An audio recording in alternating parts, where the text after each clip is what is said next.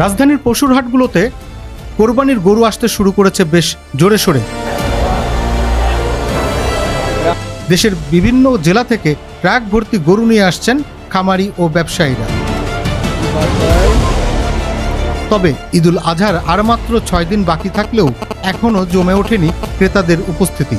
শুক্রবার বিকেলে রাজধানীর তেজগাঁও ও রামপুরা এলাকার পশুর হাটগুলো ঘুরে দেখা যায় হাট জুড়ে সারি সারি কোরবানির পশু থাকলেও তুলনামূলকভাবে অনেকটাই ফাঁকা, ক্রেতাশূন্য পরিবেশ।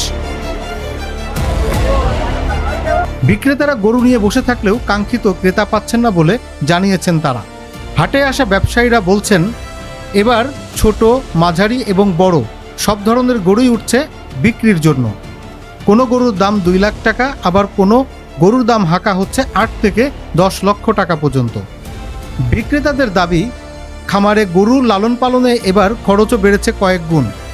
গরুর খাবার, পরিবহন এবং শ্রমিক খরচ বৃদ্ধির কারণে দাম কিছুটা বেশি রাখতে হচ্ছে। শুধু গরুই নয়, প্রতি বছরের মতো এবারও রাজধানীর পশুর হাটে আনা হয়েছে উট। দর্শনার্থীদের আগ্রহের কেন্দ্রবিন্দুতে থাকা এসব উটের দাম চাওয়া হচ্ছে 25 থেকে 28 লক্ষ টাকা পর্যন্ত। অনেকে উট দেখতে ভিড় করলেও এখনও তেমন ক্রেতা দেখা যায়নি। হাট সংশ্লিষ্টরা বলছেন, প্রতি বছর ঈদের শেষ কয়েকদিনেই মূলত বেচাকেনা জমে ওঠে। ক্রেতারা সাধারণত শেষ মুহূর্তে হাটে এসে দাম যাচাই করেন এবং পশু কেনেন। তাদের আশা, সময় যত গড়াবে রাজধানীর পশুর হাটগুলোতে ততই বাড়বে ক্রেতাদের উপস্থিতি। অচিরেই জমে উঠবে বেচাকেনা, আর ক্রেতা বিক্রেতাদের পদচারণায় মুখর হয়ে উঠবে পুরো হাট এলাকা। এদিকে নিরাপত্তা ব্যবস্থা নিয়েও সতর্ক অবস্থানে রয়েছে প্রশাসন। হাটগুলোতে আইন শৃঙ্খলা বাহিনীর পাশাপাশি বসানো হয়েছে অস্থায়ী নজরদারির ব্যবস্থা।